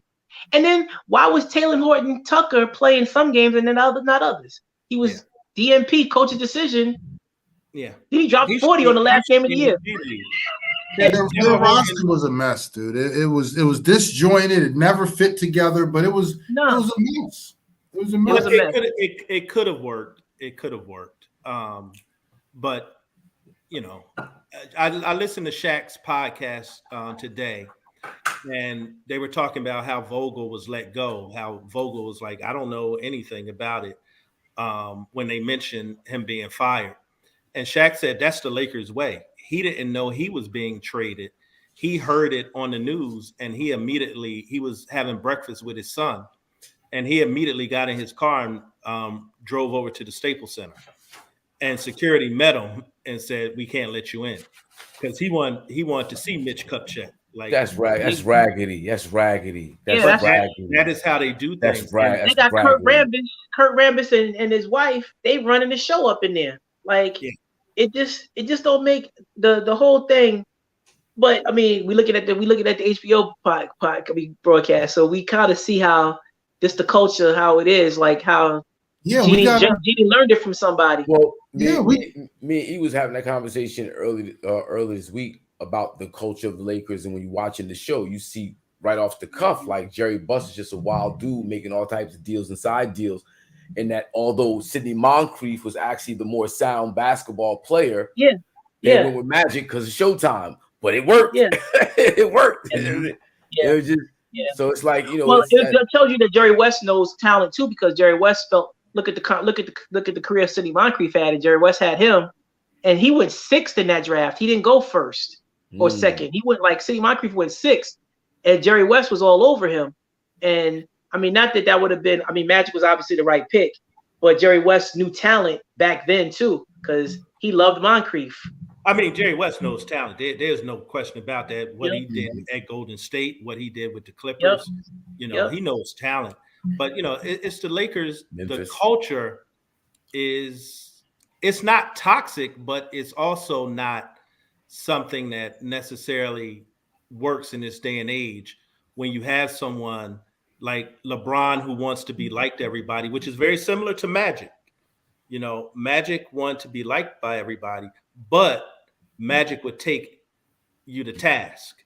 He challenged Kareem, and got Kareem on board. LeBron's not going to do that because that's what LeBron should have done with Russell. He should have, all right, look, this is what we got to do. I know you need the ball in your hand, but this is how we need to play to make this work. And that's not a bad thing. Not at all. That's being a good teammate. I mean, sometimes if you my friend or you're a teammate, you got to tell me how to get out my own way. Right. But don't get it twisted. That's may what happened next year because his contract ain't easy to get rid of. I mean, Russ may be there. Yeah. The only thing they can do is cut him and stretch the contract out like they did with Luol Deng. That's the only thing they can do at this point. I think he's better than Luol Deng. I think they should actually run it back with him. I mean, I know it's gonna be tough, but I think that he's I mean, they got really not many. You can't just drop $47 million. Luol Deng was really was way overpaid. That was when Mitch Kupchak was just trying to sign names because he was scared his job was in jeopardy because it should have been. I think you're not gonna be able to trade the dude. You just got to get the right coach and just have a conversation with these dudes and communicate with them properly. They're old enough to get it. Russ led the Lakers in every statistical category. He was either first or second in every statistical category. Including turnovers. Including turnovers. He had a bad season. No one's done good. But don't get it twisted, though. See, Russ is a turnover machine, but I looked at this the other day. I think he averaged 3.8 a game. But LeBron averaged 3.4 a game. Yeah, I know. I saw the same stat. But, we give Russ a lot, and it was probably one of his worst years. But like Coach said, he led the Lakers in every category. Jay Williams hit it on the head. He said, "What people don't understand is that it's not easy being a ball dominant player playing with LeBron James. Yep. It's almost impossible." That's a basketball player on the court saying that is not easy. He said Dwayne Wade had the same problem. He said, quiet as his kept, Kyrie had the problem. That's why they're not together now, because Kyrie was a younger gun and he just wasn't going to do it. And so it's hard when you're not going to just run to the corner and you stay over there and you go over there and you're a role player and you just got to knock down open shots, which is great because guys like Mo Williams and Daladunda, whatever. They'll get contracts because but they're role players that got paid because he set them up for success to hit those shots, right? But guys that have game and can actually play, they got to dumb down because that's what happens. You can't change that style. Yep. Can I say something? Yeah. And he don't play defense. All right, go ahead. Yeah. LeBron didn't play 30 games this year. During those 30 games, right? Yep. I saw Russ, like, just the turnovers and how he turns over and how he forces and how I've never seen Kyrie like that. I've never seen Dwayne Wade like that. I've seen them when LeBron is missing, run the team like it's their team. I've never seen them totally lost in the mix where they don't know what they're doing. Well, I think that he was, and he never got a feel of how to play with that team. That's what I'm saying. I think that was more coaching because he even said he never was on the same page with Frank Vogel. So again, when you're not on the same page, it's gonna be a breakdown because there's no continuity. So he never felt like it was his squad. And even I'll go back to Kobe and Shaq, right? When they played together and when they had the divorce and they broke up, Kobe got exposed, right? Because all those players on the Lakers teams, they were all Shaq players, and Kobe didn't look the same on the court with those dudes, like, because they were Shaq players, right? He was still playing at the same speed, but Shaq was the person that helped those role players out because of he made the court open for everybody, right? But when they started to get Kobe-like players, guys like Pau Gasol that could put the ball on the floor as a big and be more versatile, Lamar Odom who could do more than just one thing and stand and shoot threes. When they got those type of players in, it looked like a whole different type of team, which it was. And then you go look at the roster that they had when they went to the finals, and I laugh out loud now that team won because everybody always talk about Pau Gasol. Pau Gasol scored 15 or 16 points a game and grabbed 7 rebounds in Memphis. But we act like Pau Gasol was a 20 and 10 guy. He was a 20 and 10 guy when he got to the Lakers, when he played with Kobe Bryant. Before he was that, he was 15 and 7. That's what he was. It wasn't the same numbers. So it's just a matter of having the right players around you for Westbrook. And I still think he had a horrible year. And he's responsible for that. And he hasn't taken ownership to it at all. No. And that's his biggest problem. That's all right. That's his biggest problem. The problem, right? That's the biggest problem. That's the problem. But you got to understand that's his mentality, and that's what a coach is supposed to understand. That's what I'm saying. He hasn't had a coach. Phil Jackson was that guy for Kobe Bryant, right? You look at Frank Vogel, Billy Donovan, and Scott Brooks. Who talking to Westbrook in that crew? Right. One is a college coach. He not listening to him, Popovich would have got through to Westbrook. Look what he did for DeMar DeRozan's career. You don't think that Popovich didn't have an effect on DeMar DeRozan? Yep. How he goes about his game now? That's what Russell Westbrook needs. He needs that one coach that can just say, yo, man, that wall, run around it, dog. Like, what you doing? Yeah. You keep running through it. I mean, coaching is about having a conversation and connecting with your players. And Vogel never did that. It almost feels as if he was standoffish, like he didn't even want to do that. I think LeBron would have 7 championships if he had a coach. Yeah. I think if LeBron had a real coach, I think he'd have 7 or 8 championships. I mean, because no one has made him accountable for his role in these things. But those early Cleveland years could have been more successful if he had a real coach. Right. Maybe not then, because when you're young like that, at that age, that young, I think when LeBron got to Miami was the right time for him to get to Miami. He had to go through that San Antonio spell. Like when you look at the Lakers with Shaq and Kobe. Kobe had to shoot those air balls. Shaq had to keep getting swept. That's part of your growth to feel that pain, to be who you are later and to respond to it. And I think that's part of it. We know that locker room ended up being a total mess. How LeBron left Cleveland the first time. Oh yeah. Like the circumstances, it was those were crazy. Those weren't even basketball circumstances, though. Right. No, right. True. But in terms of people stepping up, people truly supporting and checking you. It was probably none of that going. It was none of that going on. There was no accountability, like you're saying. There's no well, what I'm saying is for LeBron's defense, when that was going down when he left Cleveland, I just feel like for him to even give it to get through that was big. Right? So so I give him that. But when he got to Miami, what the people don't understand is LeBron's default is to point fingers, and he tried to default and point fingers at Spoelstra, and Wade was like, "Nah, dog, we don't do that here. Right? We got to, because he's not the guy." And he wanted to pull the Shaq because he wanted Pat Riley to come out the stands like Shaq got Pat Riley to come out the stands. And Pat Riley's like, "Nah, man, this guy's our coach." That's what he had to deal with. He tried it. And LeBron, I think LeBron has been screaming to be coached his whole career. Yeah, absolutely. He wants to be coached. Absolutely. And because nobody is listening to him, he does what he does and is allowed to do what he does. He wants to be coached. 19 years of doing it is habits, right? Yeah, it's all habits. It's all habits. That's what it is. Russell Westbrook. I mean, what did I just say? I just said he'd win 7 to 8 championships if he was coached. Yeah, Russell Westbrook wants to be coached. All those guys at that level, they want to be coached, and they need to be coached. And at this point, who's going to do it?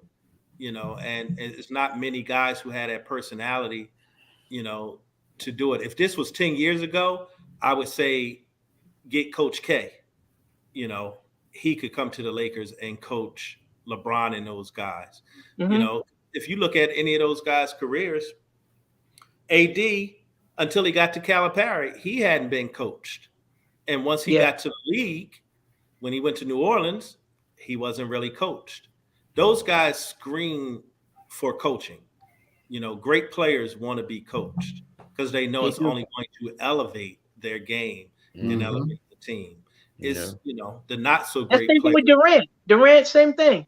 Like he could play for Steve Nash because Steve Nash is not a yeller and a screamer, but you know what Steve Nash knows how to do? Communicate. And he knows how to play the game He knows how to play the game. Yep. Jason Kidd is getting the best out of Luka because he could communicate to Luka. He know how to play the game. So it's one of those things. So I definitely feel like the level of accountability, just getting your 30 points a game and bowing out with 4 Hall of Famers on the squad is not acceptable. I don't care if they're older, they're on the court, they still getting paid the NBA salary. That's it. So you got to figure a way to work it out. And as the leader, that's part of what the leader is. I mean, that's part of it. I mean, it's not always going to be great. So, we can't just say, well, he got his and they didn't do nothing, because Kobe used to get his and everybody killed him. Yeah. He's scoring 30, they losing. McGrady used to get his and it was killing him. James Harden was getting his and we killed him, right? So, we know we kill him. So James Harden is washed. I just want to throw that out there. All right, continue. Oh wow, he went at him like that. He said he's washed. Well, we need to check that series, yo, because Toronto gonna get him trouble.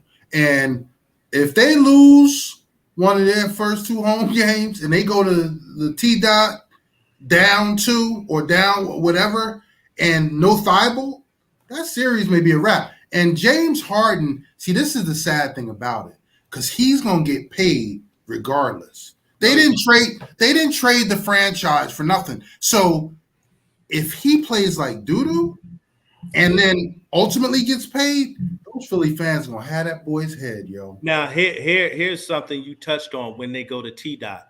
We've all been to T-Dot, I believe. Oh yeah. That's a problem for James Harden. Oh yeah. That's a problem. He's not going to play it's hard. It's hard. Oh my God. He's not going to play well in Toronto. I'm he's not. Now. So many distractions. Wait, can I ask a question, fellas? Can we go to episode 48 or whatever it was, 47? When I was sitting here talking about James Harden, y'all all looked at me like, not coach. The coach didn't look at me like, but this side of the panel was like, James Harden. I'm sitting there saying, huh? James Harden gotta show me something. That's what he gotta do. Show me something. Right. I'm not dissing him now. I'm just saying he gotta show me something different. And I was agreeing with worried. you. I definitely was agreeing with you because I was saying that pick and roll is going to be devastating with him and Embiid, but he has to show us, because he hasn't shown us in the postseason. And the way he ended off the regular season, I mean, he looks like he a little suspect, yo. Yeah. Did it look like that Kyrie Irving in that Philadelphia Nets game did something like exposed him? Oh my goodness! Because when Kyrie took his game in Brooklyn and did not give it back to him for him to go to Philly. Yo, when he first touched down in Philly, he had some big games. James Harden did. Yeah, he did. When he first touched down, yeah, and then they played Brooklyn, and Kyrie put the clink on him. It was like he squared him up. Yeah, and he couldn't go. It was like Kyrie became 7 feet tall. His wingspan was like Kevin Durant's to James Harden for some reason. Because you know that was Kyrie did? He brought New York back. That's what New York guards used to do. Lock you down and give you 30. Well, he brought back those practices. He brought back those practice games that they used to have, and it screwed with Harden. He hasn't been right since. But Toronto, that's a problem. Yeah, I don't want to go to Toronto now, and I don't have to play a game. I'm going. It do to me. I'll be there next month. Okay, my son lives there, so I'm in Toronto all the time. But I'll be there next month. But yeah, Toronto is a problem. Toronto is a problem. Yeah, Ooh, Toronto is a problem. That's gonna be something. But I laughed at Miami and Milwaukee and Philly, and Boston, because they were all jockeying to get number 2, and nobody wanted number 1. And then Brooklyn got to 7, and all of a sudden, Cats wanted to win again. They wanted to get the number 1 spot. Mm-hmm. Nope, let's talk about that, because Kyrie got something to prove going to Boston. Yeah. You don't think so? And so does KD, because Tatum has had great games against the Nets. Yeah, he has. How about this, Pat? There hasn't been a Boston coach, non-African American, to ever win a championship since Red Auerbach. Ooh. Casey Jones and Doc Rivers, and now Udoka's there. Ooh. Red Auerbach is the last white coach to win a championship in Boston. And Udoka knows the Nets really well. He does. He knows the Nets well. He coached them, right? Yeah, he coached there. And history. Yeah, there's history there. Kyrie and KD have something to prove going into Boston. Especially Kyrie. Yes. They're going to be on him. Woo! Yep. They're going to be on him. And I'm concerned with the first game, because that first game is in the afternoon, and during Ramadan, you can't eat during the day. So night games are a little different. He has a meal before those night games. But that first game, 3:30 in the afternoon, where will his energy be? But at the same time, during Ramadan, and I've heard this from various Muslims, you get energy. Your energy comes from, you don't necessarily have a physical energy, but your mental capacity is greater. You're more focused. And we've seen that from him lately. Well, you saw that cat. We start 12 for 12 the other night. 12. Woo! He was on fire, yo. So it's going to be interesting, man. I'm looking forward to the playoffs. Yeah, I think I like that. I like Atlanta and Miami. I like that series. I like how that looks. I think Milwaukee and is it Milwaukee and Cleveland, or Milwaukee and Chicago? Milwaukee, Chicago, because Cleveland. It's the Hawks and Cleveland tomorrow. That's right. Cleveland got eliminated. No, not yet. Cleveland play Atlanta. It's the Hawks will Atlanta. Hawks will beat them. They play Atlanta. Okay, that's right. Cleveland plays Atlanta. I forgot about that. And Pelicans play the Clippers. Mm-hmm. Yeah, the last 2 playing games. But I think the Hawks will beat them, and they will match up with Miami. Because if Cleveland wins, they're gonna get swept by Miami. Yes. But if the Hawks win, like I think they will, I think it'll be a series. Yep. I think because they got shooters all around, and remember they went to the conference finals last year. Yeah, so they got some experience. What's up with Collins? Is he hurt? He's still hurt, and he won't be back for Friday's game, but he could be back in the playoffs depending on how long they're around. I like that. I like those matchups in the East. That's some good stuff. I do too. Yeah, it's gonna be some good ball, yo. Pelicans Clippers. What's going on? Who? Pelicans versus. I'd rather see the Pelicans win just because I don't want to see the Clippers win anything the way that Kawhi has set out the whole year. I just don't feel like. Yeah, I'd rather see the Pelicans. I like to see Brandon Ingram rock out, a little bit with my man McCullough. I like that.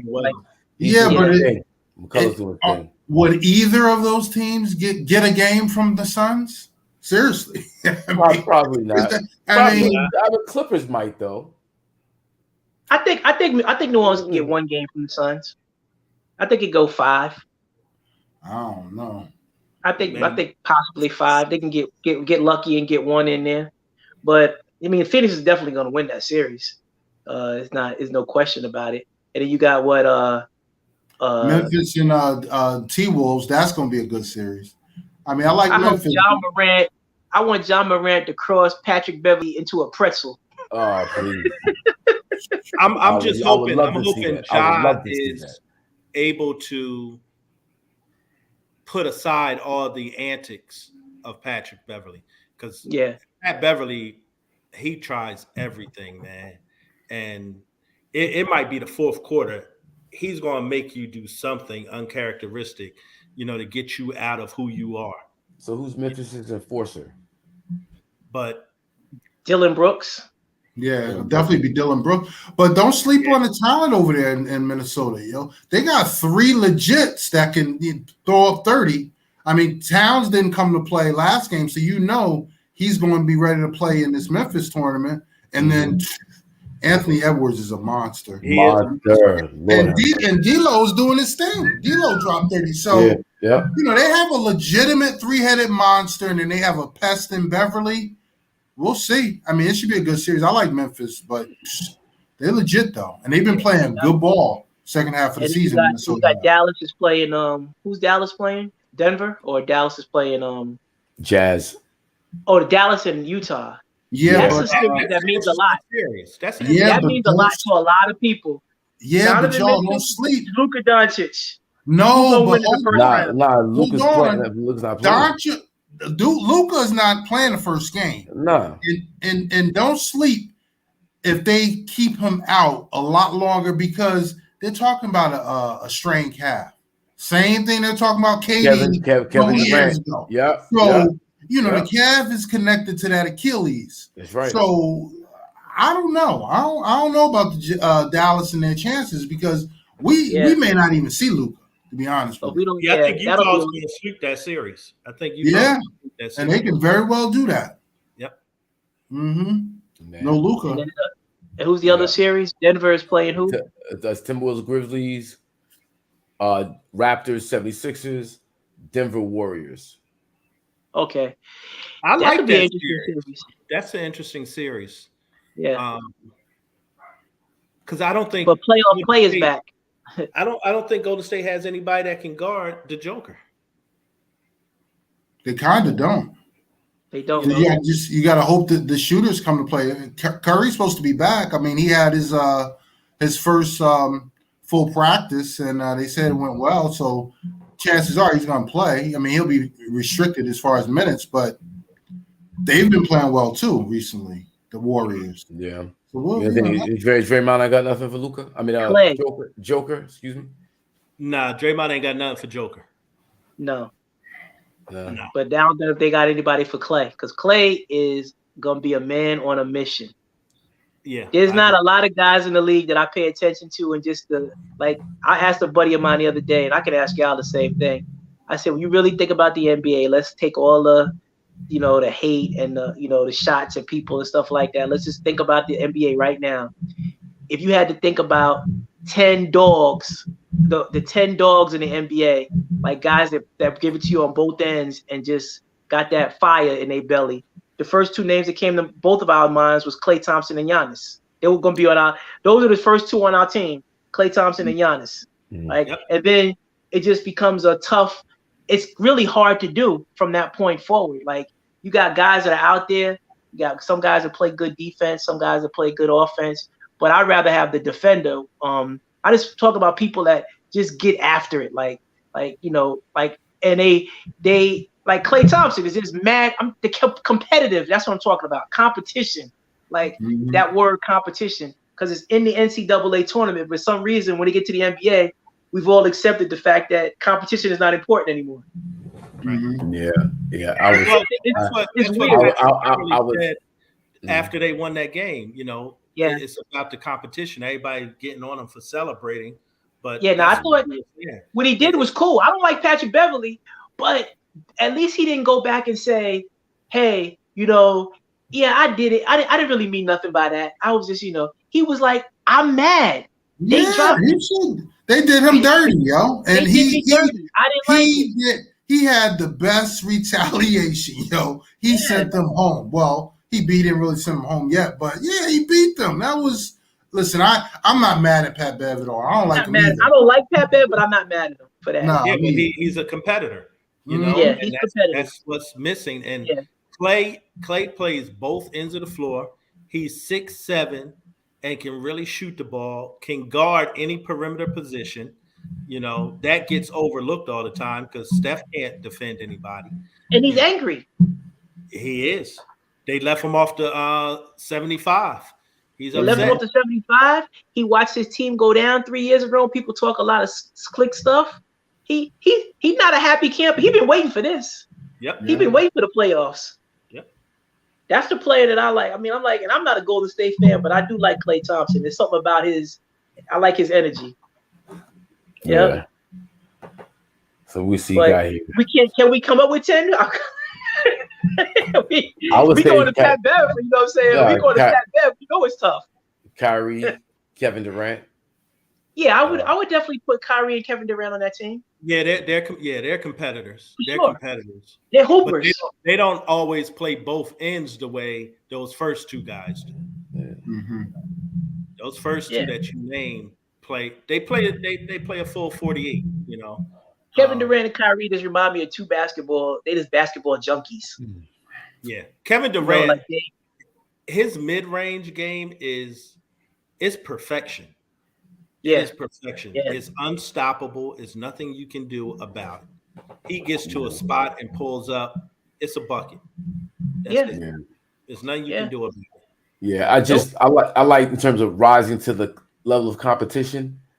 Like when it's time to step up. I like the way KD and Kyrie step up to the game. I agree with you. I like it. I love it. Yeah, I just that edge, right? But so that's what Klay Thompson does. Same thing. Oh yeah. And we're not talking about Milwaukee. Milwaukee is not an easy out. Oh, no. I got Milwaukee coming out the East though. Hey, who can argue that? Yeah, I got. That's a good argue that. They're the champions, and they've been like doing their thing towards the end of the season and into like it's they look good right now. Yeah, and their big three can give you 25. He's just determined, bro. Giannis is determined to win. Yeah. Giannis can give you 25. Giannis can give you 50. Like he's going to give you 25 no matter what. He give you 25. He give you 50, but he could also give you 50 and 25. Chris Middleton could give you 45. Chris Middleton could drop 45 on you. Yeah. Who? Milwaukee is they're not an easy out. Oh yeah. Man. Middleton? Yeah. He put some numbers on you. Drew Holiday can put up numbers on you. And Drew Holiday locks up. And locks up. And put that. Yeah. They're gonna be they're not and they already won. They know how to win now. That's gonna be a factor. Yeah, and they got a formidable first round opponent too, because the Bulls, they don't play. They haven't played well on the road, but they got DeRozan, they got Levine, and they got cats that are trying to make a name for themselves So they're gonna. They just played They them may the other take. night and got They'll get smashed. 2 out of them. They get 2. They'll get 2. If they had, I think they can get Milwaukee 2. just ran up in Chicago the other night and smashed them. if they had Lonzo, I would give them a better chance. But Yeah, I think they can get 2. They ain't gonna get swept. They're not gonna get swept, but I'm a edge on 5 in that series. I think that's Milwaukee in 5 because I really think Milwaukee want to let everybody know early that this ain't gonna be no cakewalk. You got to come through. You're gonna have to come through us. And I think that Chicago's good enough to get a game, but Milwaukee gonna send a message in that series and make do with them, and that's gonna be it. Who's next? Yeah, because and if that happens, because I definitely see this Boston series, Boston Nets going 7, and I can actually see that Miami Hawks series going 7. Hold on, let's stop. You really think it's going to go 7 with Boston? I think it could. Yeah, I think the Nets. Well, you think the Nets are going? Well, hold on, Coach. You think the Nets are going to win the series? I think the Nets going to win the series 5-6 at the most. I don't know. No, I don't know. I'm thinking Boston. I'm actually favoring Boston. I'm scared of the Nets in this series, to be honest with you. Because Boston doesn't have the big man there. Yeah, he's coming back. Yeah, he's coming back. He won't be where he was. You know, I think I give Boston 2 games. I don't know. I think it's going 7 at minimum, yo. I think they get 3 because I think Tatum and Brown is going to match Kyrie and Durant bucket for bucket, and I think it's just the role players and Marcus Smart. And he got that defense. He does that can get you over the hump in Brooklyn. Now, Bruce Brown, I mean, he's playing ball. He's playing that X factor, Marcus Smart type role, but I just think Boston is deeper, yo. I have a belief in Kyrie that Kyrie is angry. Kyrie is upset. I'm going Brooklyn, man, on this series too. I don't know about 7. I kind of think that it's gonna be quick, and believe me. Kyrie got something to say to Boston. I don't know, man. I think Durant does too, man. I just really think that they had to get to the finish line. And I like Tatum and Brown. I can't believe I'm even riding with Boston. But look at the way they closed out the season. That's what I was getting to say. They was rolling around spanking jokers, bro. We cannot lose sight of how they've been dominating the league the last month and a half.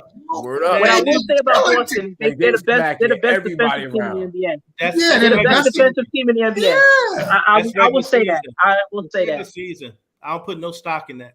It's regular season. Yeah, but it's defense. Defense travels. Defense, and they don't have the big fella. Maybe not for the whole series, but he's coming back. He's coming back. By the time he comes back, they'll be down 3-0. So you think they're sweeping them in Boston? No, I don't think they're going. I do. I think they sweep them in Boston. I truly believe Kyrie has something to prove in Boston, particularly, and KD does not like the fact that Tatum had 54 that last game. Yeah, that's bothering him. That's really, I think, eating at him. I have it as a good series, but my mind was made up that it was going to be a good series that went 6 and Brooklyn was going to win it. We can't discount the fact that a lot of times when Kyrie and Durant had good games, they still lost. Yeah, because again, those role players have to step up, and that Boston team, they're a team. They're deep. Yeah, they got shooters, I agree with that. And they play deep. It's going to be tough, y'all. Is STD playing? Huh?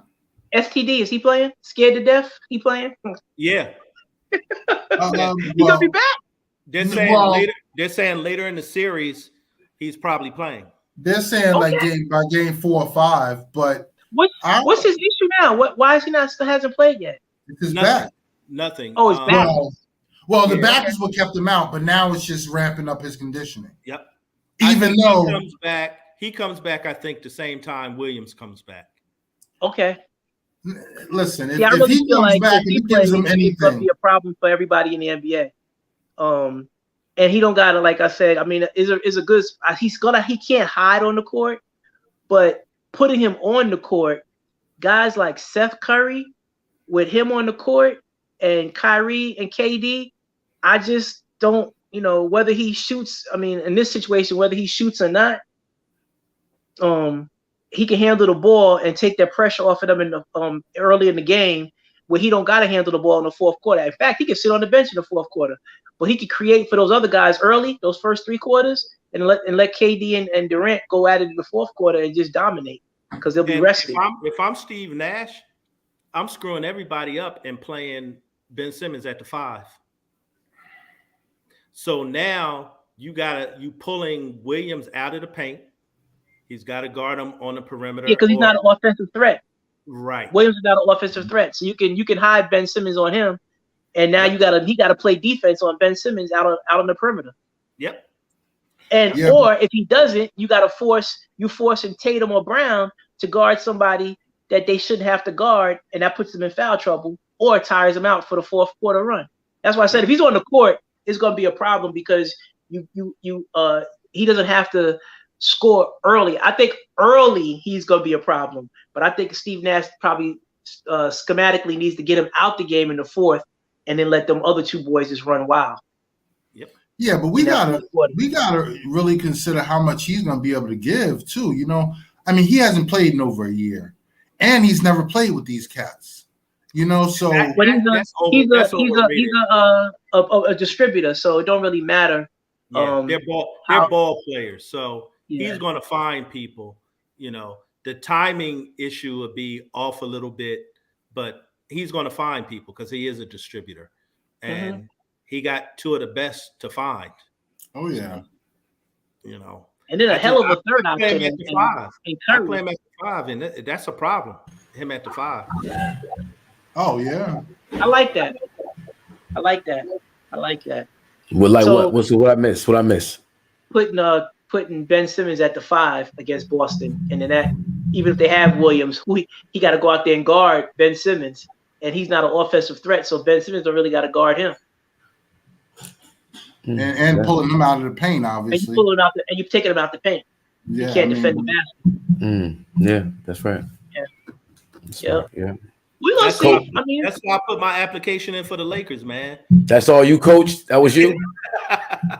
I see. Yeah. All right. So what else, who else is there? Is it? I think we hit. That's it. We hit everything. Yeah, we hit everything. Yeah. Okay. Mm-hmm. Well, there it is, gentlemen. That was good stuff. Yeah. God, man, we went. We did our thing. All right. Well, there it is. 66 next week. And we'll do the damn thing. Peace out, listen, everybody. We're gonna be live. We're gonna be live in Myrtle Beach again this year. We're gonna go live. I got. It's called the Redeem Tour. The Redeem Tour. What's the dates on that? June 1, 2, June 2 through 5.